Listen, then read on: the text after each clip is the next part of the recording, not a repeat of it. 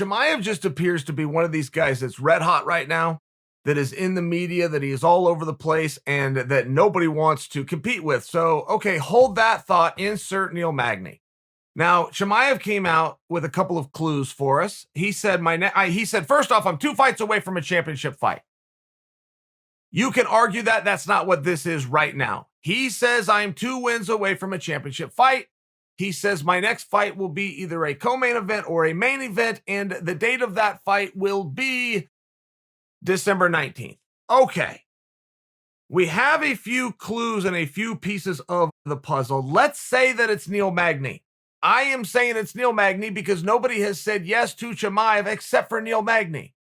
And Neil Magny, as a guy who I've never recall asking for anything, is now asking for something, appears that he should get it. And do we have a better idea? By the way, do we have another willful participant that isn't named Neil Magny?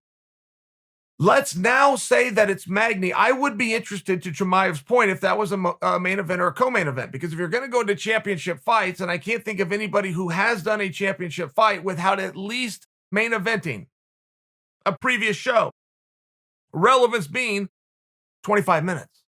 And whether you go all 25 or not, you are still putting yourself in an atmosphere that is unique to champions and main eventers. So I would like to see Chimaev's fight with, let's say, Magny in a main event so that we have the 25-minute question answered. All right. Now, just for the sake of conversation, Chimaev beats Magny. What do the rest of the guys do then? Because the big get-out-of-jail-free card right now, as it pertains to Khamzat Chimaev, is to simply say he isn't ranked. I have this big, beautiful ranking next to my name. He has no ranking next to his name, and therefore I don't have to fight him. I shouldn't even be asked to fight him, and moreover, I'm not going to fight him. What happens if he beats Magny? The question to all the welterweight tough guys out there who have found a way to not fight, who appears to be a pretty good fighter, all because he didn't have a number next to his name, which should not matter to anybody in the history of either, whether you've got it or you don't, because none of us fans know. I didn't even know Chimaev wasn't ranked until all these other fighters came out and said he wasn't ranked, and I didn't know those fighters were ranked until they came out and said they were. It's a number that means nothing, but now let's say we take that excuse away. There has been so many reasons why not to fight. I've seen them till I'm blue in the face. I used to know a guy.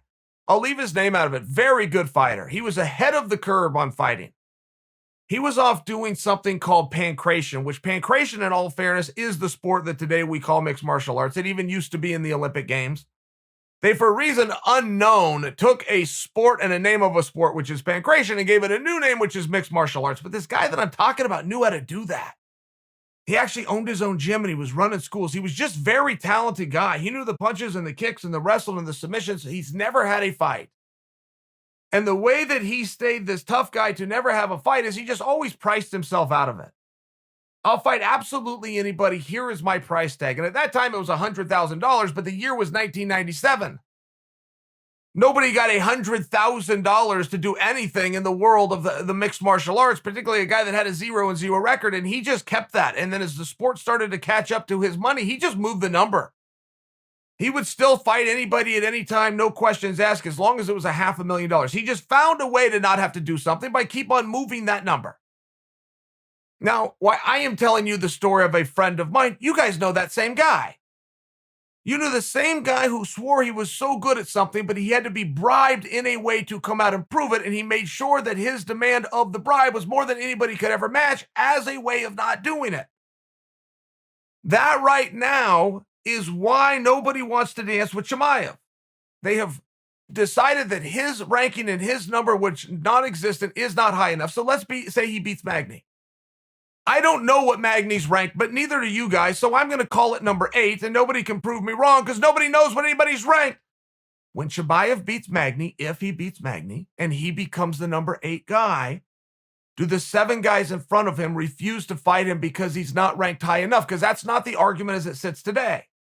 As it sits today, it's that he is not ranked.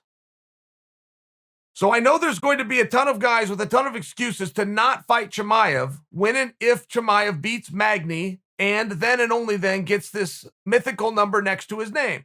So what is the excuse going to be then? Because you're going to have to think of one. If you don't want to fight Chimaev and you want to be honest and just say it, boom, you've been excluded and the truth has now set you free. But if it's a ranking number, you better come up with a new if.